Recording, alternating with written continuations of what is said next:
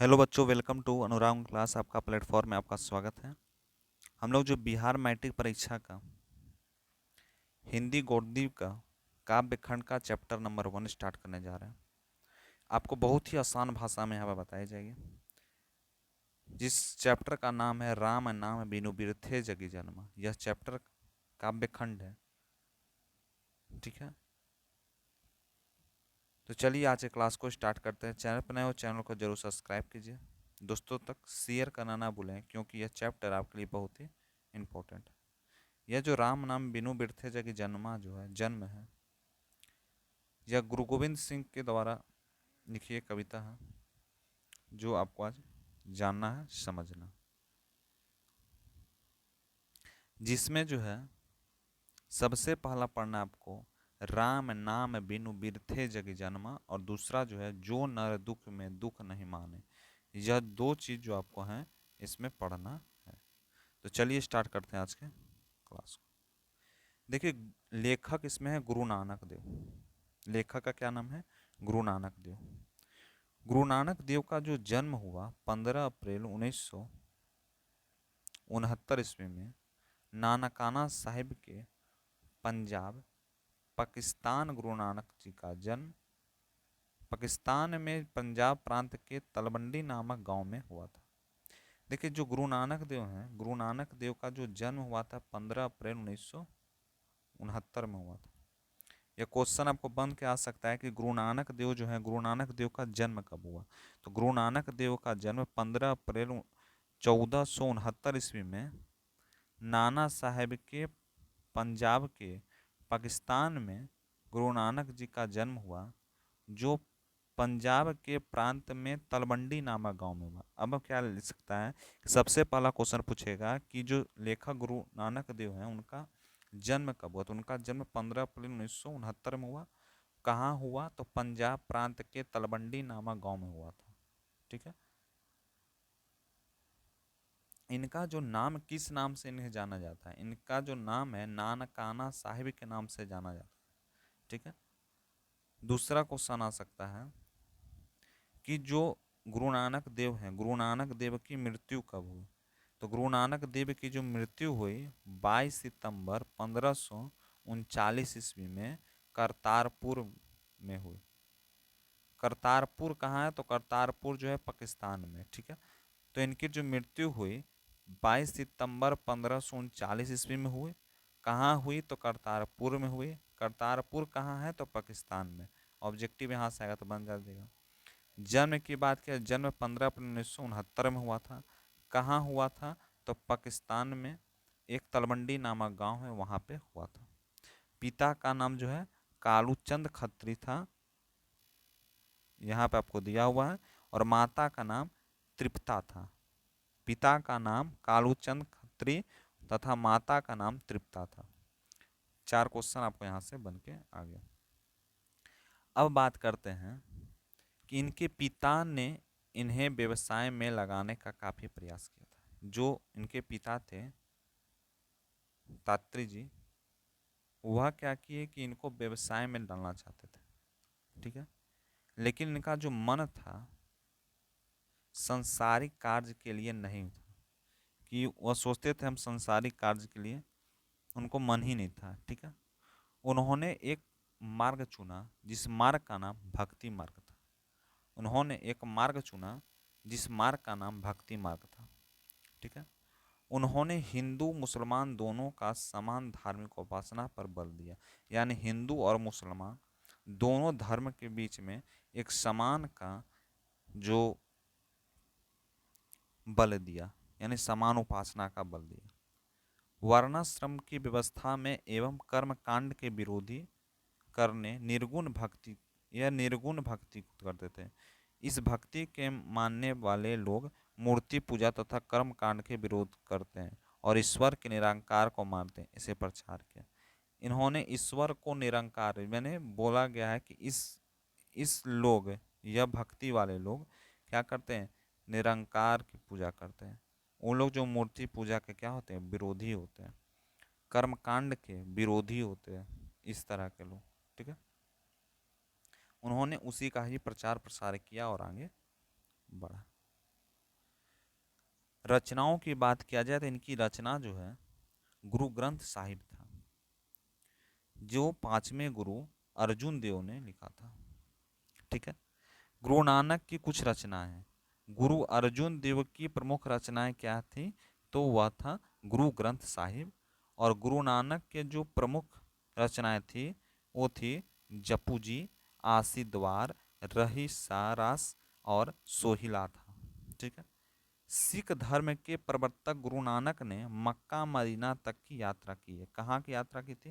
तो देखिए, अगर क्वेश्चन आएगा कि सिख धर्म के प्रवर्तक गुरु नानक ने कहाँ तक की यात्रा की थी, तो लिखिएगा मक्का मदीना तक के। इन्होंने 1539 ईस्वी में बाह्य गुरु कहते हुए अपना भौतिक शरीर का त्याग किया। यानी बाह्य गुरु, यानी सिख लोग का, सिख धर्म के लोगों का यह बाह्य गुरु थे।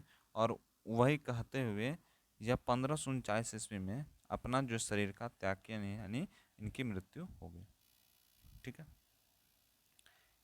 पहला जो पद बोलता है, पहला पद का जो अर्थ की बात किया जाए तो पहला पद का अर्थ बोलता है कि गुरु नानक कहते हैं कि जो राम के नाम को जप नहीं करता उसका संसार में आना और मानव शरीर पाना बेकार चला जाता है।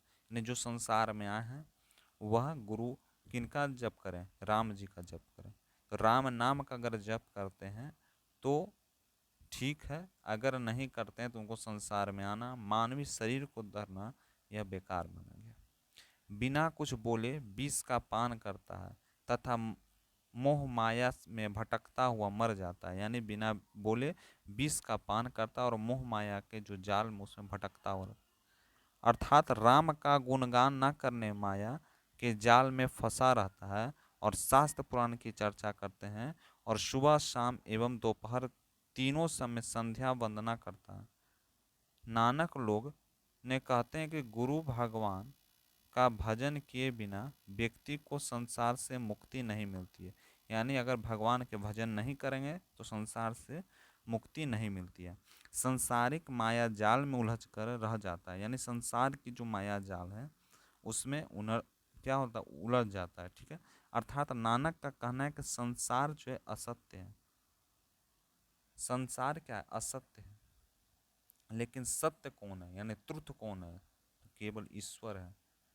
ठीक है ना। ईश्वर ही सत्य है और जो संसार है असत्य है। उसके बाद उन्होंने कहा कि नानक जो है आगे क्या कहते हैं कि कमंडल डंडा सीखा, जनेऊ तथा गेरुआ वस्त्र धारण करने तीर्थ यात्रा पे जाता है, लेकिन राम नाम के लिए बिना जीवन में शांति नहीं मिलती है और भगवान का नाम ले लेकर पैर पुजाते हैं, वे अपने को संत कहलाते हैं। के लिए जटा को मुकुट बनाकर, यानी संत कहलाते हैं और जटा को मुकुट ऐसा बना देते हैं, शरीर में राख लगा लेते हैं, वस्त्रों को त्याग करके नग्न हो जाते हैं और संसार में जितने जीव जंतु हैं उन जीवों में जन्म लेते रहते हैं। इसलिए लेखक कहते हैं कि भगवान की कृपा को ध्यान में रखकर नानक ने राम का घोल पी लिया है। यानी राम नाम का जाप करने लगे ताकि माया रूपी संसार से मुक्ति मिल जाए। कौन कहते हैं? नानक जी कहते हैं।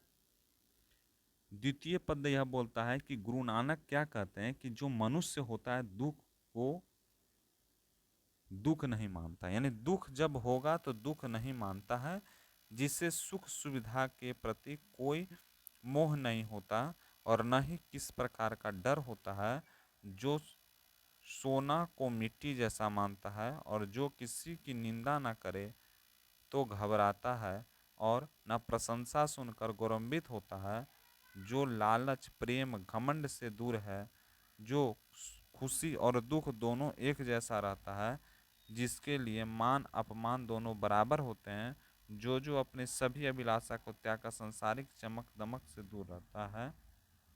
और क्या बोलता है? जिसने काम क्रोध को वश में कर लिया है वैसे मनुष्य के हृदय में ईश्वर का निवास होता है। किसका ईश्वर का निवास होता है? जो दूसरे के खुश है, दूसरे की खुशी में अपना खुशी ढूंढ लेना, दूसरे के गम में गम हो जाना, यानी दुखी हो जाना, है ना। वैसे मनुष्य जो भगवान के प्रति आस्था रखता है, जो भजन करता है, वह मनुष्य ईश्वर उसके घर में निवास करते हैं, उसके हृदय में जो है निवास करते हैं। अर्थात जो मनुष्य प्रेम जलन, मान अपमान, सुख दुख, निंदा बड़ाई हर स्थिति में एक जैसा है, वैसे मनुष्य के हृदय में भगवान विराज करते हैं। गुरु नानक जी और क्या कहते हैं कि जिस मनुष्य पर ईश्वर की कृपा होती है वह संसारिक चमक दमक से अपने आप मुक्ति पा जाता है।